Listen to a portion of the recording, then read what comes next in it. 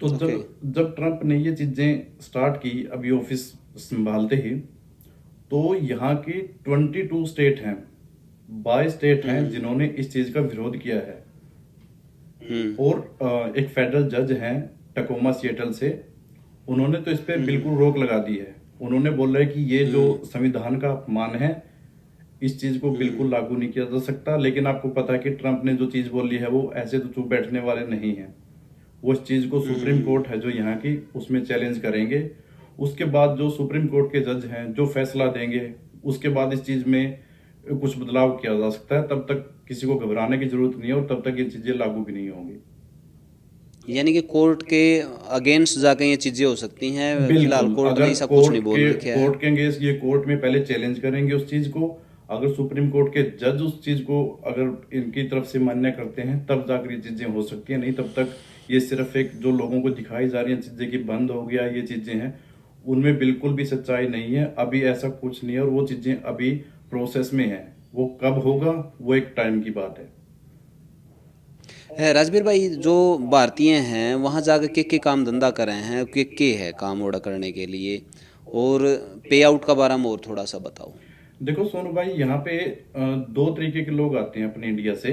एक तो होते हैं जो हम्म। बिल्कुल एजुकेशनिस्ट, वेल, जो पढ़े लिखे लोग हैं, जो अपने साउथ साइड से बिल्कुल आते हैं, हरियाणा पंजाब से भी आते हैं बच्चे पढ़े लिखे। वो आईटी एजुकेटेड। वगैरह में जाते हैं और अच्छे काम, मतलब बहुत सारी कंपनियां हैं जिनके अंदर वो बिजनेस में काम करते हैं, अपने खुद के बिजनेस ओपन करते हैं। दूसरा, हम्म। जो एक दूसरी जो कम्युनिटी आती है वो जैसे अपने गांव से आती है। हरियाणा के गांव से बच्चे हम्म। आते हैं, पंजाब के गांव से बच्चे आते हम्म। हैं, जिन्होंने पढ़ाई में थोड़ा हम्म। सा कमजोर है, या फिर इंग्लिश कमजोर है जिनकी, या फिर जो डोंके के रास्ते हम्म। से यहाँ पहुंचते हैं। अब बिल्कुल। उन्होंने माइंड में शुरू से ही एक चीजें सेट कर रखी हैं कि या तो हम ट्रक पे जाएंगे या फिर हम स्टोर पे काम हम्म। करेंगे। और दूसरा, बिल्कुल। जब तक आपके पास वर्क परमिट नहीं है, कुछ लड़के कम पैसों में अपने रिस्क पे वो काम करते हैं। लेकिन हम्म। ये बिल्कुल गलत है। बिना पेपर के यूएस के अंदर काम करना नहीं चाहिए, क्योंकि आजकल जो आपको पता है आइस की जो रेट चल रही है, वो स्टोरों बिल्कुल। को ही टारगेट करके उन्होंने पकड़ रहे हैं जो बंदों को। तो उसमें जो काफी इलीगल सारे को तो पकड़ बंदे हैं रहे वो हैं, पकड़े भी लेकिन गए हैं। इलीगल के साथ में अगर कोई बिना डॉक्यूमेंट्स का बंदा भी मिल गया उनको, तो वो उसको भी अरेस्ट कर हाँ। रहे हैं।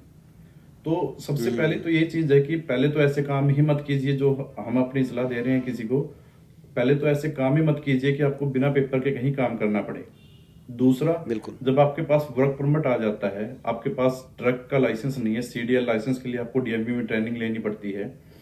अगर आपके हम्म। पास सीडीएल लाइसेंस नहीं है, तो ऐसे बहुत सारे हम्म। काम हैं जो आप स्टोर पे न करके, वॉलमार्ट है जो एक यहाँ पे शॉपिंग सेंटर होता है जहाँ पे ग्रोसरी वगैरह हम खरीदते हैं, उसके लिए अप्लाई कर जी। सकते हैं। सिक्योरिटी का लाइसेंस ले सकते हैं।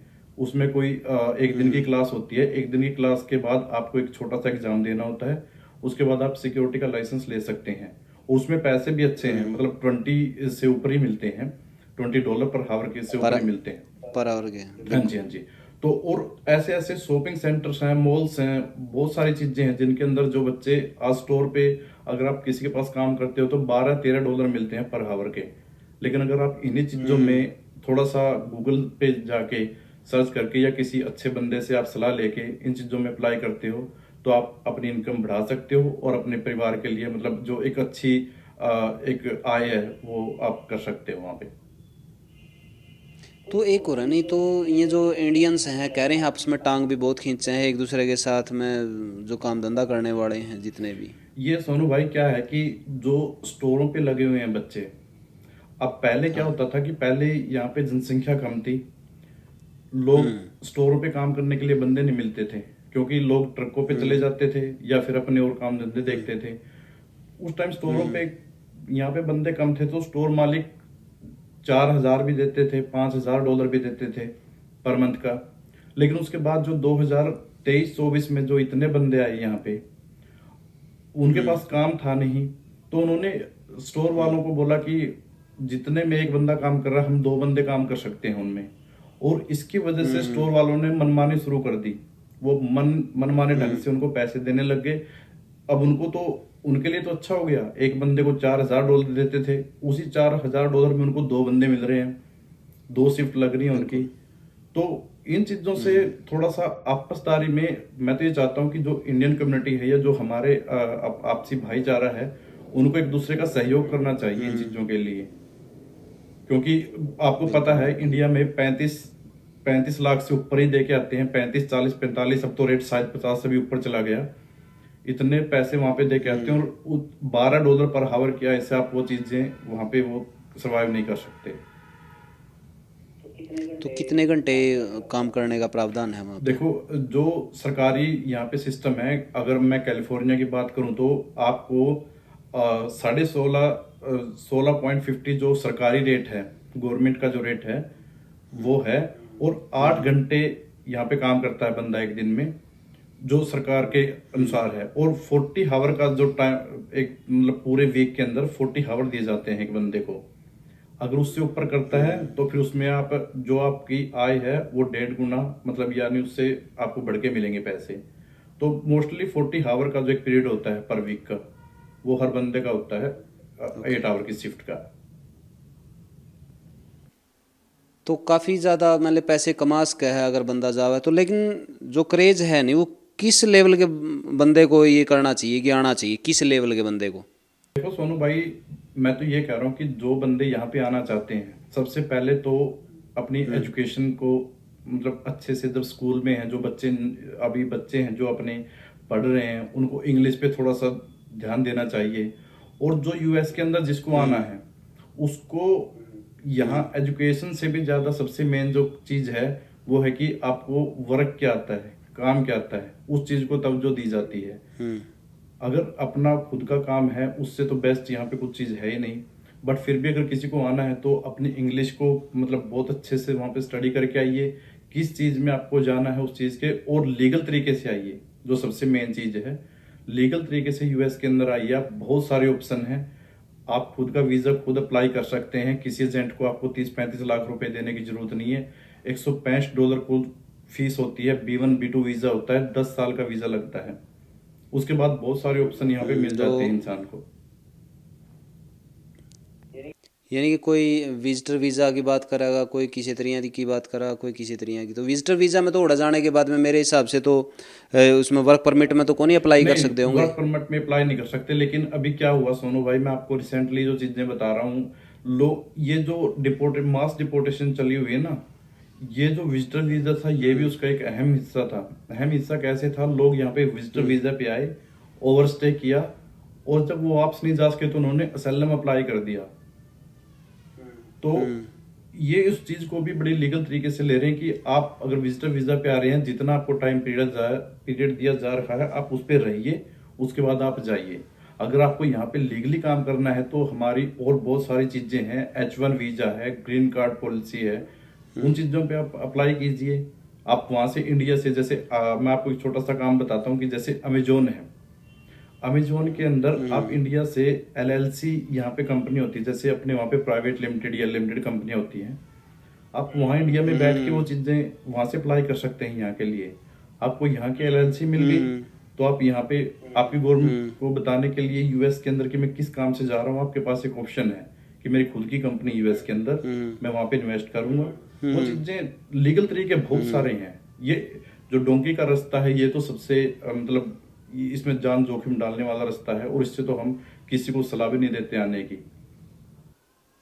यानी कि सबसे घटिया रास्ता तो डोंकी वाला ही है। भाई, और इसमें मैंने आपको शुरू में भी बताया था कि जब बंदा दिल्ली से उड़ता है और यूएस पहुंचने तक हर घड़ी हर वक्त उसके सर पे सिर्फ मौत का ही साया होता है। पता नहीं कहाँ पे क्या हो जाए, क्योंकि वहां पे कोई लीगल तरीका नहीं होता।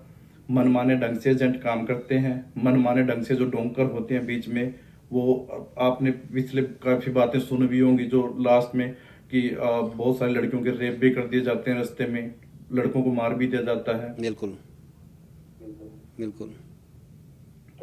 तो काफ़ी ज़्यादा जोखिम भरा है, और आदमी पता नहीं पहुंचेगा ना पहुंचेगा, बीच में क्या घटना घटित हो जाए, तबीयत खराब हो नहीं, जाए या फिर कि इसमें में सोनू, और मिस हैपनिंग हो जाए बिल्कुल तो सोनू दिक्कत भाई, है। इसमें आप देखोगे इसमें पहुंचने की कोई गारंटी नहीं है, क्योंकि ये कोई लीगल तरीका नहीं है। इसमें किसी भी गवर्नमेंट का हाथ नहीं होता, ना कोई गवर्नमेंट इसमें आपको सहयोग करेगी। क्योंकि आप किसी भी देश में अगर घुसते हो तो आप उनकी गवर्नमेंट को ना बता के आ रहे हो कि हम आपके देश में आ रहे हैं, और वहां से निकल रहे हो तो आप हमें ये भी नहीं बता के आ रहे कि हम आज इस कंट्री से निकल के यहाँ जा रहे हैं। ये सिर्फ एक डिपेंड होता है एजेंट के ऊपर, जो डोंकर्स हैं उनके ऊपर। वो मनमाने ढंग से जब चाहे आपको मार सकते हैं, आपसे लूट खसोट कर सकते हैं, आपको अगर वो आपकी गन पॉइंट पे आपसे घर वालों से पैसे ऐंठ सकते हैं। ये बिल्कुल इलीगल रिश्ता है, इसको कोई भी इस तरीके से ना आए इस चीज से।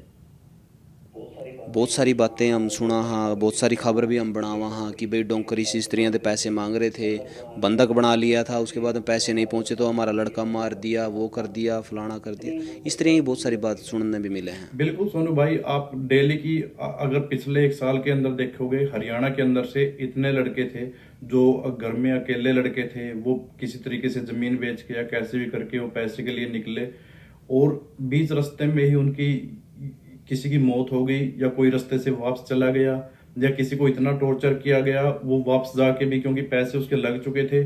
और आपको पता है ये इलीगल धंधा है, इसमें एजेंट मनमाने ढंग से पैसे मांगते हैं। इन चीजों को बिल्कुल भी हम प्रमोट नहीं करते और हम इस चीज के बिल्कुल खिलाफ हैं। और आने वाले समय में हम ये सलाह भी देते हैं लोगों को, जिस तरीके से ट्रंप जी का रुझान चल रहा है यहाँ पे, कोई भी ऐसा कदम न उठाए, क्योंकि वो पैसे तो उसके लगेंगे ही और उनको एंट्री भी नहीं मिलेगी। जिस तरीके का यहाँ पे यूएस के अंदर अभी माहौल चल रहा है, वो चीजें बंद होने वाली हैं। जो पहले 2-3 साल चल गई, अब वो चीजें बिल्कुल बंद होने वाली हैं बॉर्डर से। तो मेरे हिसाब से काफ़ी लंबा हो गया और डेली की अपडेट हमने देनी है लोगों को। आधा घंटा का मेरे हिसाब से अपना जो वार्तालाप है वो चला गया है।